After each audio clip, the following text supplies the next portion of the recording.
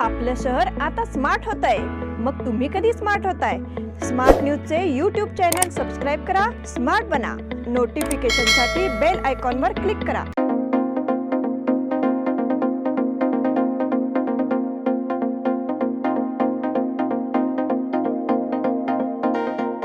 नमस्कार, मी अनुजा पाटील. स्मार्ट न्यूजच्या आजच्या बुलेटिनमध्ये आपले स्वागत करते. सुरुवातीला एक नजर आजच्या ठळक घडामोडींवर.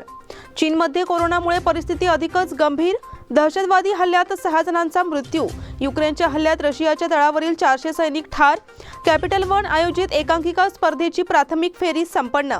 नागरिकांशी संवादासाठी आमदार अभय पाटील यांचा नाश्ते पे चर्चा उपक्रम. सोलापुरातील घटनेच्या संदर्भात मराठा रजक समाजाचे निवेदन. आधुनिक युगाचे देव श्री सिद्धेश्वर स्वामीजी अनंतात विलीन. बैलहोंगल जवळ भीषण अपघातात दोघांचा मृत्यू. रिंग रोड विरोधातील लढा तीव्र करणार. कॉम्रेड कृष्णा मेनसे यांना लोकशाहीर द ना गव्हाणकर पुरस्कार.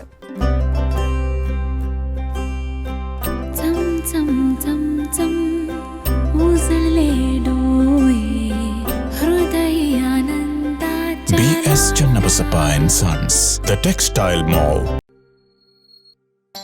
कोणताही फोटो घेण्याआधी पुढे येणाऱ्या अपेक्षित क्षणाची कल्पना मला आधीपासून असते.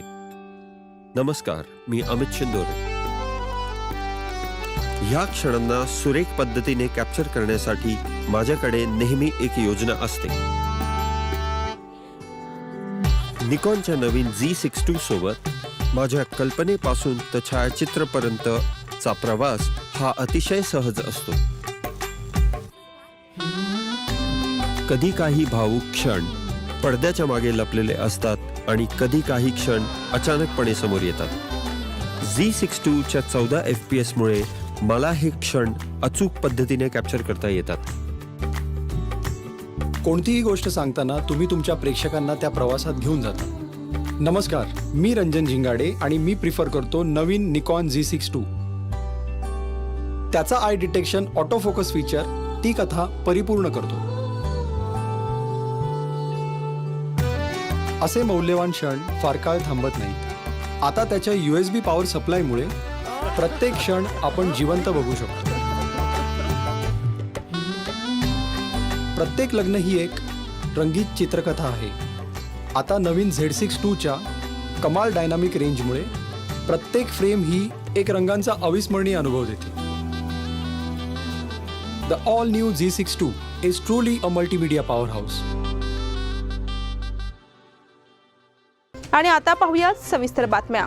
चीनमध्ये कोरोनामुळे मोठी दहशत निर्माण झाली आहे. चीनमध्ये एकीकडे रुग्णालयांमध्ये पाय ठेवायलाही जागा नाही, तर दुसरीकडे स्मशानभूमीतही जागा अपुरी पडत आहे. परिस्थिती अशी आहे की येथे एका दिवसात 10,000हून अधिक मृतदेह शांघायच्या शवागृहात पोहोचले. चीनमधून आलेल्या बातम्यांनुसार येथे कोरोना रुग्णांची संख्या झपाट्याने वाढत आहे. येथील एका रुग्णालयाच्या शवागाराचा व्हिडिओही सोशल मीडियावर व्हायरल होतोय. नुकतंच शांघायमधील एका हॉस्पिटलने शहरातील 25 दशलक्ष लोकांपैकी निम्म्या लोकांना विषाणूची लागण होईल असा अंदाज वर्तवला आहे. रुग्णालयाने कर्मचाऱ्यांना या लढाईसाठी तयार राहण्याचा इशाराही दिलाय. गेल्या काही दिवसांपासून शांघायमधील 120 आपत्कालीन कॉलची संख्या वाढली आहे. आकडेवारीनुसार 28 डिसेंबर रोजी शांघायमध्ये 120 वर 48,534 कॉल करण्यात आले आहेत आणि रुग्णवाहिकेने 7,400 फेऱ्या मारल्या आहेत. चीनमधील मेनलँड द पेपरने 30 डिसेंबर रोजी प्रकाशित केलेल्या बातमीनुसार नवीन संसर्ग झालेल्या लोकांच्या संख्येत वाढ झाल्याने आपत्कालीन वॉर्डमधील रुग्णांची संख्या दुप्पट झाली आहे. त्यामुळे आपत्कालीन कर्मचाऱ्यांवर प्रचंड ताण वाढला आहे. दहशतवादी हल्ल्यात 6 जणांचा मृत्यू. जम्मू काश्मीरमधील राजौरी जिल्ह्यात दहशतवाद्यांनी 14 तासात दुसरा हल्ला केला. रविवारी सायंकाळी आणि सोमवारी सकाळी झालेल्या या 2 हल्ल्यात 6 जणांचा मृत्यू झाला असून त्यात 2 बालकांचा समावेश आहे. दहशतवाद्यांनी राजौरीतील डांगरी गावात रविवारी सायंकाळी 3 घरांवर गोळीबार केला होता. त्यात 4 नागरिकांचा मृत्यू तर 6 जण जखमी झाले होते. या गोळीबारात मृत्युमुखी पडलेल्या प्रीतम लाल यांच्या घराजवळच सोमवारी सकाळी 9:30च्या सुमारास दहशतवाद्यांनी स्फोट घडविला. त्यात सानवी शर्मा वय 7 आणि विहान कुमार शर्मा वय 4 या बहीण भावांचा त्यात मृत्यू झाला असून 6 जण जखमी झाले. अवघ्या 14 तासातच झालेल्या या 2 हल्ल्यांनी जम्मू काश्मीर हादरले आहे. या हल्ल्याच्या निषेधार्थ राजौरी शहरातील या हल्ल्याच्या निषेधार्थ राजौरी शहरातील जिल्हाभरात संतप्त निदर्शने झाली. राष्ट्रीय तपास संस्थेचे पथक घटनास्थळी पोहोचले असून तपास सुरू आहे. जम्मूचे अतिरिक्त पोलीस महासंचालक मुकेश सिंग यांनी जम्मूचे विभागीय आयुक्त रमेश कुमार यांच्यासह घटनास्थळी भेट दिली. हे अद्ययावत स्फोटक एका पिशवीखाली दडवण्यात आले होते. या परिसरात कसून तपास करण्यात येत असून संपूर्ण परिसराची नाकेबंदी करण्यात आली आहे. तिथे आणखी एक स्फोटक सापडले. लष्कर आणि पोलीस मोठ्या प्रमाणात शोध मोहीम राबवत आहेत असे सिंग यांनी सांगितले. युक्रेनच्या हल्ल्यात रशियाच्या तळावरील 400 सैनिक ठार. युक्रेनमधील दी इंडिपेंडेंट या वृत्तपत्राने दिलेल्या वृत्तानुसार रशियाच्या सैनिकांनी एका शालेय इमारतीत आश्रय घेतला होता.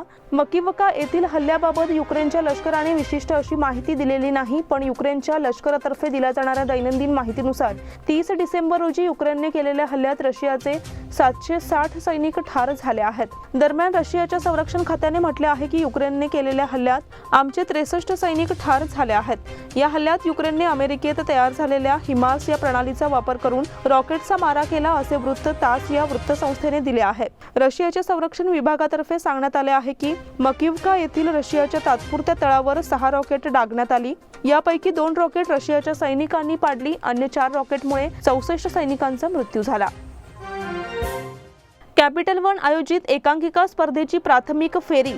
कॅपिटल वन या संस्थेच्या सांस्कृतिक दालना अंतर्गत गेली 11 वर्षे एकांकिका स्पर्धेचे आयोजन 2 वेगवेगळ्या स्वतंत्र गटात म्हणजेच बेळगाव जिल्हा मर्यादित शालेय गट आणि आंतरराज्य भव्य खुला गट असे करण्यात येते. सदर स्पर्धेच्या आयोजनामध्ये संस्थेने कलानुरूप बदल करण्यात आले असून बेळगाव जिल्ह्यातील नाट्य कलाकारांना आणि परराज्यातून येणाऱ्या नाट्य स्पर्धकांना एक हक्काची रंगभूमी उपलब्ध करून दिली आहे. याच अनुषंगाने संस्थेने यावर्षी देखील स्पर्धेचा दर्जा वाढावा आणि बेळगावकर नाट्यरसिकांना वेगवेगळ्या विषयातील एकापेक्षा एक दर्जेदार एकांकिकांची मेजवानी मिळावी या दृष्टीने संस्थेने यंदा पहिल्यांदाच स्पर्धेसाठी प्राथमिक फेरी आयोजित केली होती.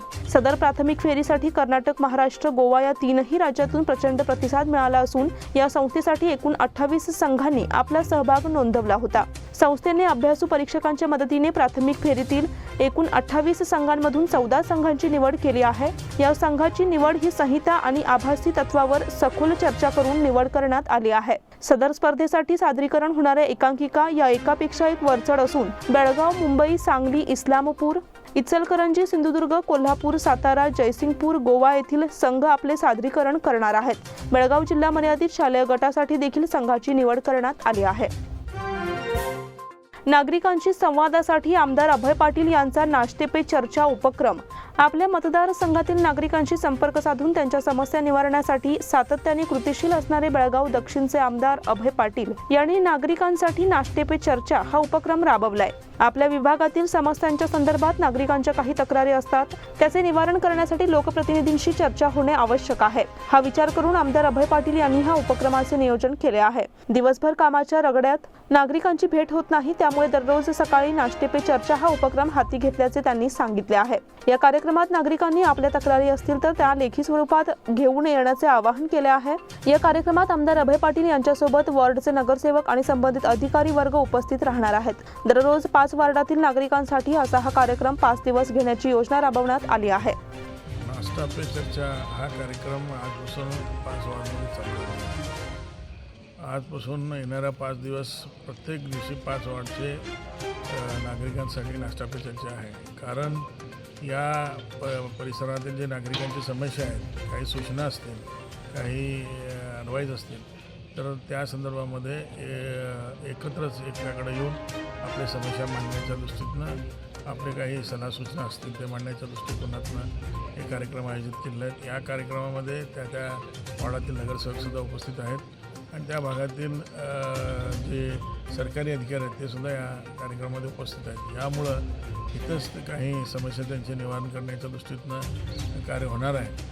आणि कारण हा नाश्ता पे चर्चा कार्यक्रम आयोजित करण्याचा मूल उद्देश एवढंच आहे की आम्ही जनसंपर्क सभा ठेवतो 11 ते 5. त्यामुळं काही सकाळी कामावरती जाणारे, उद्योगावरती, नाहीतर आपले कुठं व्यवसाय असतील त्यांना संपर्क करण्यात अडचण निर्माण होते. त्या दृष्टिकोनातनं अनेक लोकांनी सूचना केली की सकाळी असे कार्यक्रम काही संपर्काच्या दृष्टीतनं ठेवा. तर त्या अनुषंगाने हा कार्यक्रम जनतेच्या सोयीस्करसाठी ठेवलेला आहे. सोलापुरातील घटनेच्या संदर्भात मराठा रजक समाजाचे निवेदन. सोलापूर जिल्ह्यातील एका परीट व्यावसायिकाला त्याच्या 9 महिन्यांच्या गरोदर पत्नीला आणि वृद्ध वडिलांना बेदम मारहाण केल्याच्या घटनेचे बेळगावात संतप्त पडसाद उमटले. मराठा, रजक, परीट आणि मडिवाळ समाज बांधवांनी जिल्हाधिकारी कार्यालयासमोर निदर्शने करून दोषींवर कारवाईच्या मागणीचे निवेदन दिले.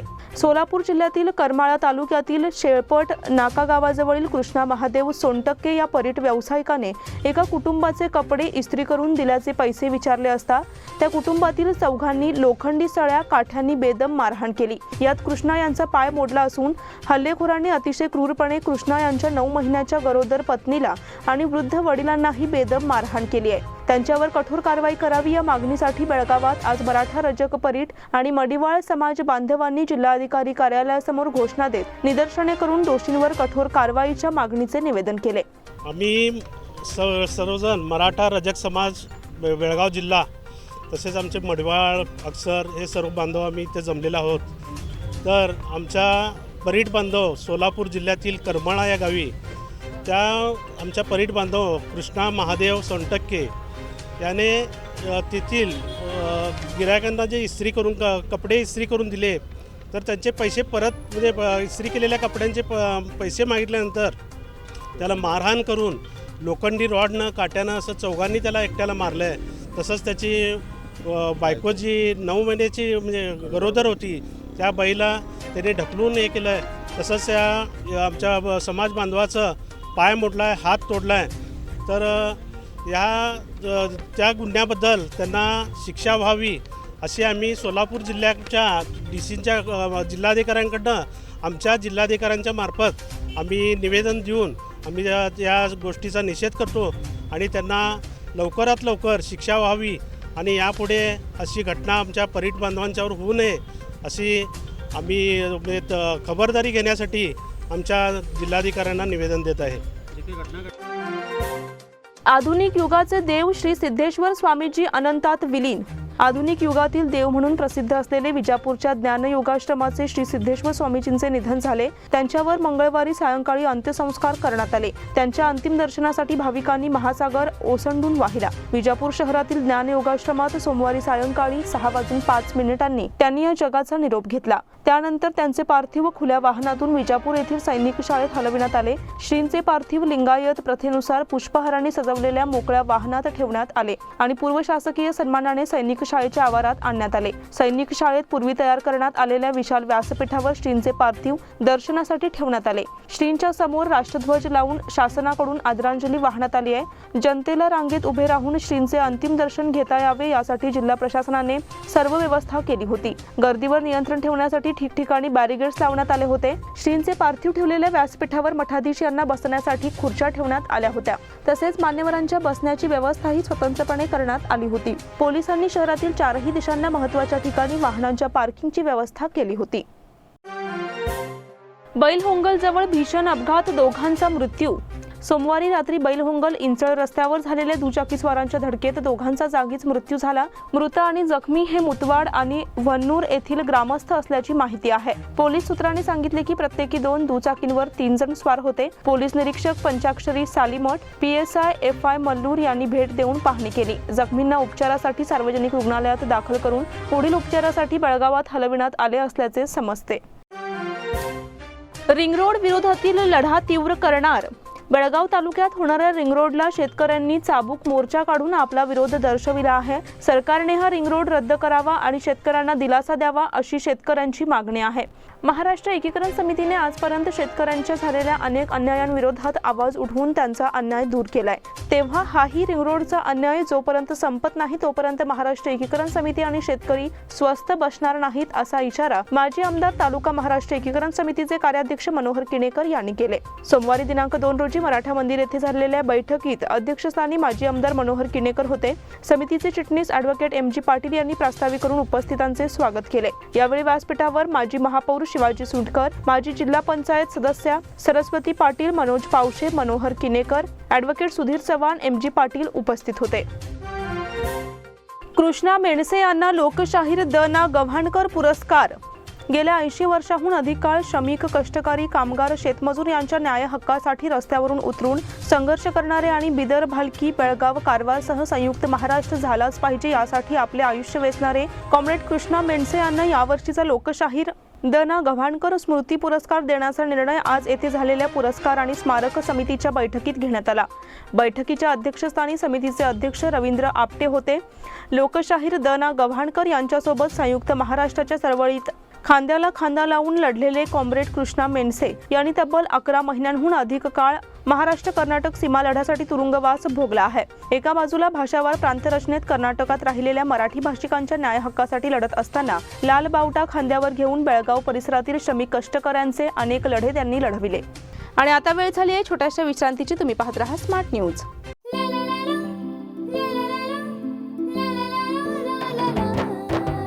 जले दीप अंगना में होगी रोशन दुनिया, पलकों तले छा जाए चांद तारों का साया, रंगोली में खिले रंग खुशियों की भी तरानी, तन मन झिलमिल जाए हर पल होंगी सुहानी, ये अटूट बंधन खिले हर आशियाना, रंग वस्त्रों का खजाना मन भाए आराधना, रंग वस्त्रों का खजाना मन भाए आराधना, आराधना मारुति गली बेलगाम, मन भाए आराधना.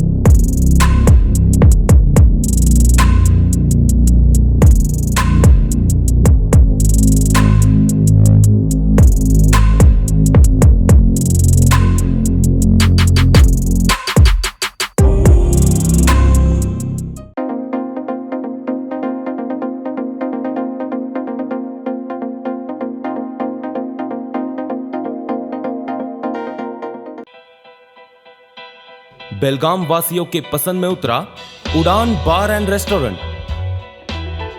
सोशल डिस्टेंसिंग का ख्याल रखते हुए हमारा स्टाफ देता है बेहतरीन सर्विस का विश्वास. यहां है पार्टी और फंक्शन के लिए 3 आलीशान हॉल, कारपोरेट डिनर मीटिंग के लिए 3 अलग कक्ष, IPL मैच देखने के लिए 3 बड़े स्क्रीन की विशेष सुविधा. इसके साथ ही साफ सुथरा किचन जहां हमारा वेल क्वालिफाइड स्टाफ देता है क्वालिटी और हाइजीनिक फूड की गारंटी. तो फिर खाने की हो बात तो आना परिवार के साथ. उड़ान बार एंड रेस्टोरेंट, लिंगराज कॉलेज के पास, बेलगावी. फोन 0831 2435 777. विश्रांतीनंतर पुन्हा एकदा आपले स्वागत. प्रगतशील लेखक संघाच्या वतीने दुसरे मराठी साहित्य संमेलन दिनांक 28 आणि 29 जानेवारी रोजी आयोजित करण्यात येत आहे. या संमेलनाच्या अध्यक्षपदी ज्येष्ठ साहित्यिक, साहित्य अकादमी पुरस्काराने सन्मानित प्राध्यापक प्रवीण बांदेकर सावंतवाडी यांची निवड करण्यात आली असून उद्घाटक म्हणून ज्येष्ठ उद्योजक आणि शिक्षण क्षेत्रातील मान्यवर सुभाष ओवळकर यांची निवड करण्यात आली आहे. प्रगतशील लेखक संघाच्या बैठकीत हा निर्णय एकमताने घेण्यात आला. अध्यक्षस्थानी संघाचे अध्यक्ष प्राध्यापक आनंद मेंडसे होते. दुसरे मराठी साहित्य संमेलन मराठी विद्यानिकेतनच्या प्रांगणात होणार असून या संपूर्ण परिसराचे महात्मा फुले साहित्य नगरी असे नामकरण करण्यात आले आहे. यंदाचे वर्ष हे सत्यशोधक समाजाचे 150वे वर्ष असून महात्मा गांधी यांच्या बलिदानाला 75 वर्ष पूर्ण होत आहेत. यामुळे हीच साहित्य संमेलनाची मध्यवर्ती संकल्पना असणार आहे. व्याख्याने आणि परिसंवाद याच विषयाला अनुसरून असतील. होनगाव कोगनोळी महामार्गाच्या भूसंपादनासाठी अधिसूचना. होनगाव तालुका बेळगाव कोगनोळी तालुका निपाणी महामार्गाचे सहापदरीकरण करण्यात येत असून यासाठी राष्ट्रीय महामार्ग प्राधिकरणाकडून भूसंपादनाची विशेष अधिसूचना जारी करण्यात आली आहे. 23 गावातील बाधित 400हून अधिक शेतकऱ्यांना 10 दिवसांच्या आत आपले म्हणणे सादर करावे लागणार आहे. केंद्र सरकारने राष्ट्रीय महामार्ग कायदा 1956 अनुसार प्रदान केलेल्या अधिकारांचा वापर करून या नोटिसा बजावण्यात आल्या आहेत. शेतकऱ्यांनी जमिनीशी संबंधित दस्तऐवज, जमीन विक्रीचे प्रतिज्ञापत्र, जमीन रूपांतरण ऑर्डरची आणि मंजूर नकाशा आदी कागदपत्रे घेऊन स्वतः किंवा वकिलांमार्फत 11 जानेवारीपर्यंत राष्ट्रीय महामार्गाच्या कार्यालयात उपस्थित राहावे. मर्कंटाईल सोसायटीतर्फे 10 रोजी स्वरसंध्या कार्यक्रम. येथील मर्कंटाईल कोऑपरेटिव्ह सोसायटी आणि मर्कंटाईल सेवा संघाच्या वतीने दरवर्षी घेतला जाणारा स्वरसंध्या कार्यक्रम यंदा दिनांक 10 आणि 11 जानेवारी रोजी रामनाथ मंगल कार्यालयात होणार आहे. प्रख्यात गायिका पद्मजा फेनानी जोगळेकर आणि उर्मिला धनगर या कार्यक्रमाला येणार असून बेळगावकरांच्या दृष्टीने ही मैफिल अविस्मरणीय ठरणार आहे, अशी माहिती मर्कंटाईल सोसायटीचे चेअरमन संजय मोरे यांनी दिली. पद्मजा फेनानी जोगळेकर यांचे 10 रोजी गायन होणार असून उर्मिला धनगर यांचे 11 रोजी गायन ऐकण्याची पर्वणी रसिकांना लाभणार आहे. तालुक्यातील भाविक सौंदत्तीला रवाना. ग्रामीण भागातील हजारो भाविक यल्लामा यात्रेसाठी सौंदत्तीला रवाना होत आहेत. उदो आई उदोचा घोष करत भंडाऱ्याची उधळण करत भाविक खासगी वाहनातून यात्रेसाठी जात असून यामध्ये तालुक्यातील गावागावातून यल्लामा देवीचे भाविक मोठ्या प्रमाणात आहेत. अनेक घराण्यांचे कुलदैवत म्हणून यल्लामा प्रसिद्ध आहे. दरवर्षी यल्लामा यात्रेला महिला भाविक जात असतात. त्या ठिकाणी पडल्या भरणे, यात्रा करणे आदी विधी आयोजित केले जातात. यासाठी भाविक मोठ्या संख्येने जात आहेत. उजगाव येथील संपूर्ण गावच यल्लामा यात्रेसाठी रवाना झाले आहे. गावातील 12,000 भाविक 250हून अधिक वाहनातून सौंदत्तीकडे रवाना झाले आहेत. कडोली संमेलन मुहूर्तमेढ रोपण कार्यक्रम. सीमा भागात साहित्य संमेलनाची परंपरा कडोली साहित्य संमेलनापासून सुरू झाली. यातून प्रेरणा घेत अनेक गावातून संमेलने भरविण्यात येत आहेत. परिणामी सीमा भागात होणाऱ्या संमेलनांचा पाया रचण्याचे महत्त्वाचे काम कडोली साहित्य संमेलनाने केल्याचे मत शिवाजी कुटे यांनी व्यक्त केले. येथील 38व्या कडोली मराठी साहित्य संमेलन मंडप मुहूर्तमेढ रोपण कार्यक्रम दुर्दुंडेश्वर मठाच्या प्रांगणात सोमवारी झाला. दुर्दुंडेश्वर विरक्त मठाचे गुरु बसवलिंग स्वामी यांच्या उपस्थितीत मुहूर्तमेढ कार्यक्रम झाला. रविवारी 8 रोजी मराठी साहित्य संमेलनाचे आयोजन केले आहे. उमेश चौगुले दाम्पत्याच्या हस्ते मुहूर्तमेढ रोपण करण्यात आले. जाहीरनाम्यासाठी काँग्रेसकडून QR कोड. प्रदेश काँग्रेसने विधानसभा निवडणुकीची तयारी सुरू केली आहे. जाहीरनाम्याची तयारी सुरू करण्यात आली असून तुमचा संकल्प आमची जबाबदारी हा QR कोड जारी केलाय. निवडणूक जाहीरनामा समितीचे अध्यक्ष डॉक्टर जी परमेश्वर यांनी QR कोडचे बेंगळूरमध्ये अनावरण केले. ते म्हणाले, निवडणूक जाहीरनामा प्रसिद्ध करण्याची परंपरा काँग्रेसची आहे. ही परंपरा यावेळीही कायम असणार आहे. आतापर्यंत काँग्रेसने दिलेली आश्वासने पूर्ण केली आहेत. काँग्रेस सत्तेवर येण्याआधी 160 आश्वासने दिली होती. सत्तेवर आल्यानंतर त्यापैकी बहुतेक आश्वासने पूर्ण करण्यात आली. जाहीरनाम्यात नसतानाही अन्नभाग्य योजना जारी करण्यात आली होती. जाहीरनाम्यातील आश्वासने पूर्ण करण्यास काँग्रेस पक्ष प्राधान्य देतो. केवळ काँग्रेसच भ्रष्टाचार मुक्त प्रशासन करू शकत असल्याचा दावा परमेश्वर यांनी केला. केपीटीसीएल प्रकरणी आणखी 5 अटकेत.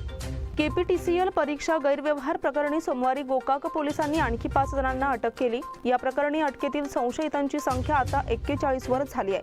अटक केलेल्या संशयितांमध्ये किरण सहदेव कोरबू वय 28 राहणार इंगळगाव रोड दरूर तालुका अथणी, नागय्या इरय्या हुबळी वय 26 राहणार जक्क नायकन कोप तालुका बैलहुंगल, नागाप्पा हुद्दप्पा होसमनी वय 29 राहणार हडगिनाळ तालुका गोकाक, शशिकांत शिवाप्पा मागी वय 25 राहणार बेंचिनमर्डी तालुका गोकाक आणि देवराज भीमाप्पा अवली वय 26 राहणार बरगनाळ तालुका गोकाक यांचा समावेश आहे. 7 ऑगस्ट रोजी झालेल्या केपीटीसीएल ज्युनियर असिस्टंट परीक्षेत इलेक्ट्रॉनिक डिव्हाइस आणि मायक्रोचिप घेऊन कॉपी करण्याच्या उद्देशाने परीक्षेला हे बसले होते. त्यांनी परीक्षेसाठी वापरलेले सर्व साहित्य पोलिसांनी जप्त केले. आतापर्यंत या प्रकरणी अटक केलेल्यांची संख्या 40 वर पोहोचली आहे. मच्छे पिरणवाडीत घरफोडी. मच्छे येथे रविवारी घरफोडी घडल्याची घटना ताजी असताना आता सलग दुसऱ्या दिवशी पुन्हा पिरणवाडीत बंद घराचे कुलूप तोडून चोरट्यांनी सुमारे 3.5 लाख रुपये किमतीच्या सोन्या चांदीच्या दागिन्यांसह इतर ऐवजावर डल्ला मारलाय. रविवारी मच्छेतील चोरीत 5 लाखांचा ऐवज पळविला होता. नववर्षाच्या सुरुवातीलाच ग्रामीण पोलीस स्थानकाच्या हद्दीत सलग 2 दिवस चोरीच्या घटना घडल्याने नागरिकांमध्ये भीतीचे वातावरण निर्माण झाले आहे. रविवार दिनांक 1 रोजी मच्छेतील नेहरू नगरात पहिली चोरीची घटना घडली. चोरट्यांनी मच्छे येथील बंद फ्लॅटचे कुलूप तोडून आत प्रवेश केला. त्यानंतर 2.5 तोळ्याचे मंगळसूत्र, 1.5 तोळ्याचा नेकलेस, 1.5 तोळ्याची चेन, अर्ध्या तोळ्याच्या 2 चेन, 1 तोळ्याच्या 2 अंगठ्या, 20,000 रुपयांची रोकड, लॅपटॉप, स्मार्टवॉच, मिक्सर, भांडी, डबे आदी साहित्य मिळून 5 लाखांचा ऐवज घेऊन चोरट्यांनी पलायन केले. बाळकृष्ण देवगेकर यांचे निधन.